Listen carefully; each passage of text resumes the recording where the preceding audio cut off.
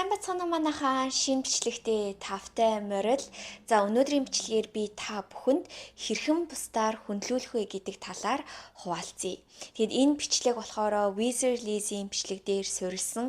Тэгэд би бас сүүлд үзсэн чинь зөндөө олон хэрэгтэй мэдээлэл байсан учраас та нартайгаа ч гэсэн хуваалцъя гэж бодлоо. Ер нь ингээд ажиглаад байх юм бол сайхан сэтгэлтэй зөөлөн хүмүүс нь өөрийнхөө ерөөсөө хил хязгаарыг тавьж чаддгүй. Бид нар юу гэж боддог вэ гэхээр бид нар хил хязгаараа тавиад хэн нэгэнд үгүй гэж хэлээд энэ миний стандарт гэд хэн нэгэнд ойлгуулах үед тэр хүн одоо чамд уурлан ч юм уу чамааг муухай аштай ямар нэгэн охин гэж бодно гэх ч юм уу одоо тиймэрхүү айдсууд маш их байдаг. Гэхдээ миний нэг ойлгосон зүйл юу вэ гэхээр бид нар яг энэ сэтгэлгээгээ өөрчлөх хэрэгтэй. Хүн өөрийнхөө хил хязгаарыг тавина гэсэн үг нь одоо муухай аштай хэн нэгэн өөр хүн болно гэсэн үг биш. Энэ нь зүгээр л өөрийгөө хамгаалж ин гэсэн үг. Хэрвээ танд үнэхээр өөрийнхөө хил хязгаарыг тавихад хэцүү санагдаад байх юм бол та зүгээр энэ талаас нь бодоод үзээрэй. Хэрвээ та нар одоо ингээд лагерийн байшингууд ч юм уу те энэ тэнд одоо хүмүүсийн эзэмшлийг харах юм бол энэ эзэмшлүүдийг ингээд тойроод хашлага хаана ингээд байж байгаа штеп. Энэ нь юуг илэрхийлж байна вэ гэхээр энэ эзэмшил бол тэр хүний эзэмшил, тэр хүн энэ эзэмшлээ хамгаалж байгааг илэрхийлж байгаа. Энэ хаштгыг хараад бид нар дотроо юу гэж боддог вэ гэхээр ийшээ хамаагүй зөвшөөрөлгүй нэвтэрч болохгүй байна гэсэн бодол бидний дотор байж идэг тийм үү. Яг үүнтэй адилхан та өөрийгөө хамгаалахын тулд, өөрийгөө бусдаар хүндлүүлэхийн тулд өөрийнхөө энэ хашлах ханаа босгох хэрэгтэй. Хязгаараа тавьж эхлэх үед бусад хүмүүстэй янз бүрийн үгийг танд хэлж магадгүй чи хизээ ийм болцсон, ийм байсан гэх мэт жишээний. Гэхдээ юу гэж ингэж хэлж байгаа хүмүүс нь үргэлж таны энэ зөөлөн зан чанарыг ашигладаг байсан хүмүүс. Тэгэхээр дотны чинь те чамайг хайрладаг хүн чи өөрийнхөө хил хязгаарыг тавьж эхлэх үед чамайг эсэргээрээ хүндлэн чамайг ойлгоно тийм үү. Яагаад одоо чамайг хил хязгаараа тавихад зарим хүмүүстэй уурлаад ч юм уу сонин зан авир гаргаж байна вэ гэх юм бол чиний зөөлөн зан чанарыг үргэлж ашиглаж ямар нэгэн зүйл чамаас авдаг байсан хүмүүс. Эдгээр хүмүүс одоо энэ ашиг хонжоогоо чамаас мэдрэхээ болчих үед мэдээж чамд уурлаж эхлэнэ, гомдлож эхлэн чи ямар өөр болцсон хизээ юм болцсон гэсэн үгүүдийг хэлж эхлэнэ.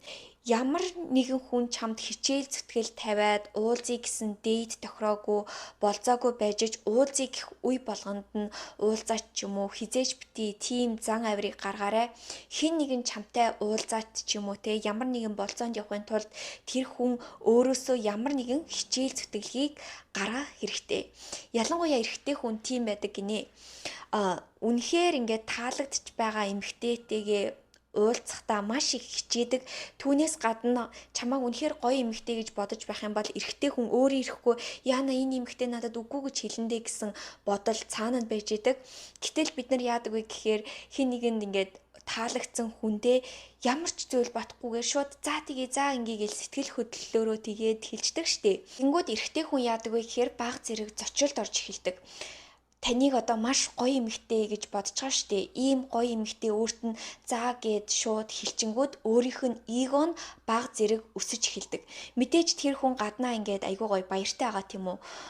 Ингээл вау би ийм гоё охинтой болцсон байна гэж бодож байгаа. Тэгээ дээрэс нь таныг магадгүй ёстой хөөрхөн ааштай охин байна гэж магадгүй. Гэхдээ дотроо бүр ингээд далд бодол дотроо юу гэж бодож яадаг вэ гэхээр вау миний бодсноос нэг их хичээл зүтгэл гарсангүй шүү, амархан байлаа шүү гэж бодож байдаг. Түүнээс гадна миний хамгийн сүүлд суралцсан маш их хүнээр хүндлүүлдэг зан чанар нь юу вэ гэхээр өөрийн гэсэн үзэл бодолтой байх. Ихэнхдээ одоо хүнд таалагдах гэж хичээдэг тиймэрхүү хүмүүс нь яадаг вэ гэхээр айгүй их бусад хүмүүсийн үзэл бодлыг дагдаг. Тэр ийм юм биш үү, тийм юм биш үү гэхээр тийм ч юм уу, ийм ч юм уу гэл эсвэл те найзууд чинь ч юм уу хин нэг муулж ярангууд нэрээ тийш гээ шууд ингээд дагаад муулаад ярьцдаг ч юм уу. Байдал нь юунд хүргэдэг вэ гэхээр таны нөгөө талын чинь хүн таныг хүндлэхээсээ илүү тэр хүн дотроо юу гэж боддог вэ гэхээр энэ хүнийг би айгүй хурдан иргэшээлдээ оруулж болох юм байна. Энэ айгүй хүний үгээр юм байна гэж боддог. Таны одоо үзэл бодол чинь тэр хүнийхээс өөр байсан ч гэсэн ерөөсөө хэлхээс бити тэгж байж тэр хүн таныг хүндэлнэ. Мэдээж энэ нь та бусдад санал бодлоо ингээл байнга зөрчилдөөл хэрэлдээд бай гэсэн үг биш. Та ч гэсэн тэр хүний үзэл бодлыг хүндлэн зүгээр чи тэгж боддгийм үү? Ямар сони би болохоор тэгж боддөө ш. Гэхдээ сонирхолтой юм тэгээд ч юм уу айгүй тийм зөөлөн маягаар хэлж болно. Та нарт ийм зүйл тохиолдож ирсэн үү? Анхандаа ингээд чи хин нэгэнтэй ямар нэгэн харилцаанд ороход ч юм уу ямар нэгэн залуутай ч юм уу ямар нэгэн охинтой ингээд анхны харилцаа чинь зүгээр байж байгаа. Тэгээ явц дундаа тэр хүн чамааг ерөөсөө хүндлэхээ болцсон тийм үе байдаг штэ. Энэ нь яагаад вэ гэхээр бидний гаргаж байгаа зан авир нь тэр хүмүүс биднэрт яаж хандахыг зааж өгдөг.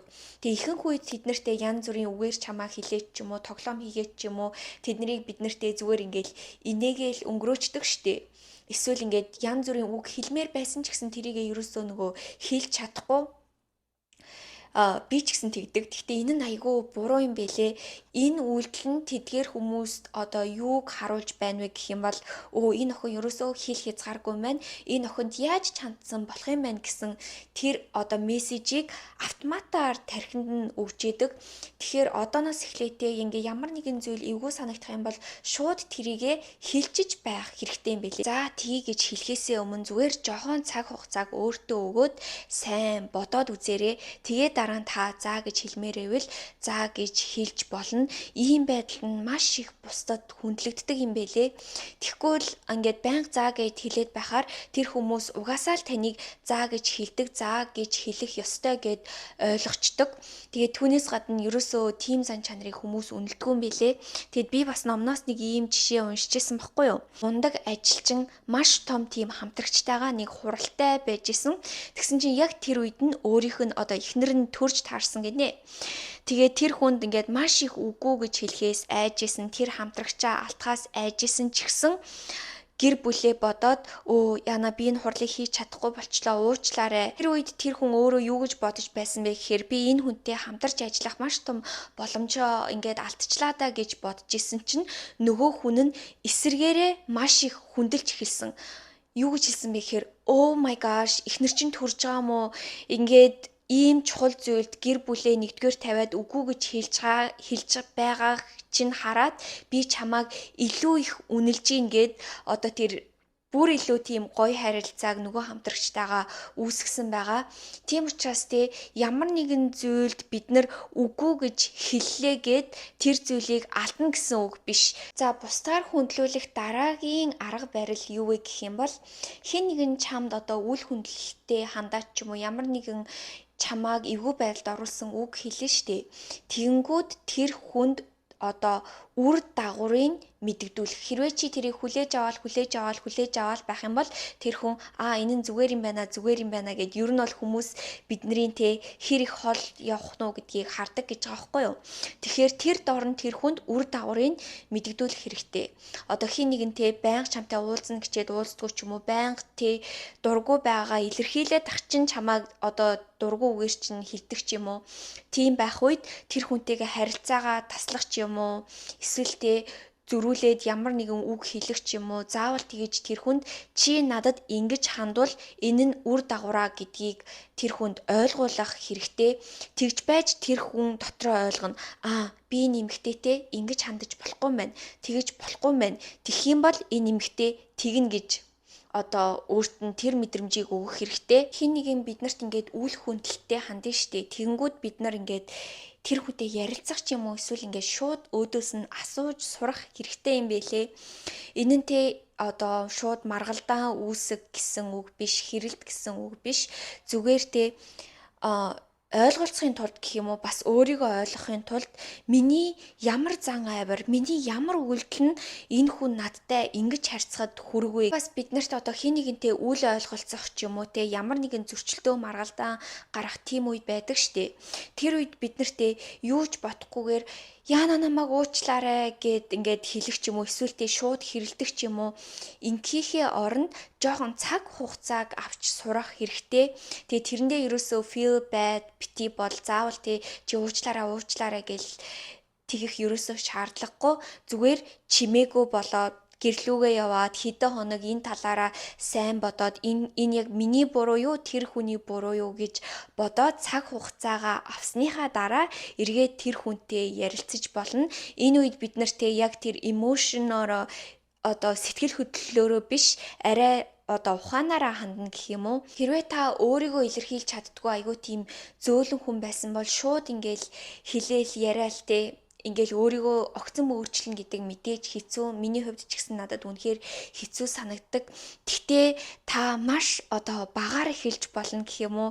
Яжжилтэй ямар нэгэн зүйлийг үнэн шударгаар багаар хэлэх гэж хичээгээрээ та магадгүй салонд ороо үсээ анзлуулаад хумсаа анзлуулаад ч юм уу те нэг газар шинэ хувцас авч явахдаа ч юм уу тэр хувцас чинь таалагдахгүй байх юм бол надад таалагдахгүй байна гэд зүгээр хэлчих болно багаар тэгэж хэлж сурах хэрэгтэй. Хүн өөрийнхөө ингээд бодож байгаа зүйлээ дотроо бодоод ч юм уу хин нэгэнд муу санаад явсныхаа оронд хилцэн бүр ингээд хамаагүй дээр байд юм бэлээ. Ихэнх үед яадаг вэ гэхээр хүмүүс ингээд хэлж чадахгүй болохоор өөр хин нэгэнтэй араар нь ярих ч юм уу тэгээд яваад идэг штэ. Энэ нь бүр тэрнээс долоондор хэрвээ та сайн хүн байхыг хичээдэг бол энэ нь таныг бүр муу хүн болгож харуулна. Яагаад гэвэл би нэг охиныг мэддэг байхгүй юу? Тэр охин ингээд хүн болгонд заа гээл инээгээл бүр үнэхээр сайхан аштай охин ингээл яваад идэг. Тэгээд би тэр охинд ч гэсэн анхандаа айгу дуртай байсан. Гэхдээ юу дараа нь би олж харсан бэ гэхээр тэр охин хүн болгонтой тэгэж харьцаад хэлий гэсэн үгээ ерөөсөө хэлж чаддгүй дотроо хадгалаад яваад идэг заяо. Тэгэнгүүтээ өөр хин нэгэнтэй уулзах болгондоо тэр тэгсэн ш тэр ингэсэн ш гэл араар нь муулаад яваад идэг. Тэгэнгүүтээ нөгөө хүнээ харангуудаа бүр ингээл урдаас нь инээгээл байдаг. Гэхдээ яг энэ нь бас тэр хүний буруу биш байгаа хгүй юу? Өөрөө тэр үгээ хүний өмнөөс хэлж чаддаггүй болохоор тэгэж стрессээ гаргадаг ч юм уу. Тэгэж бухимдлаа тайлдаг байж болно. Зарим хүмүүстэй шудрах шууд ингээл үгүй тийм гээд хүний нүрэн дээр хэлцдэг. Энэ хүмүүс нь анхандаа ингээд ааш муутай харагддаг. Эсвэл анхандаа хүмүүс таныг шүүмжилж магадгүй. Гэхдээ урт хугацаанд иймэрхүү хүмүүс нь үнэлэгддэг. Тэгээ та нар угаасаа зөндөө олон сонсож байсан байх. Цаа чин гаднаа тийм ч гэсэн дотроо айгүй тийм хүн, гоё хүн, айгүй дажгүй охин гэд хүмүүс айгүйх ярьчаадаг штэ. Эн чинь яг өөрийгөө чихэн илэрхийлж чаддаг тийм хүмүүс. Тэгээд ийм хүмүүс нь ч гэсэн бусдад айгүй хүндлэгддэг юм байлээ. Та нарт маань өнөөдрийн бичлэг таалагдсан гэж найдаа. Тэгээд та нар маань ч гэсэн энэ арга барилыг хэрэглээд бусдад хүндлэгдсэн, үн цэнтэй, өөрийн гэсэн стандарттай тийм гоё эмэгтэй байгаарай. За тэгээд дараагийн бичлэгээр дахиад уулзлаа. Түр баяртай.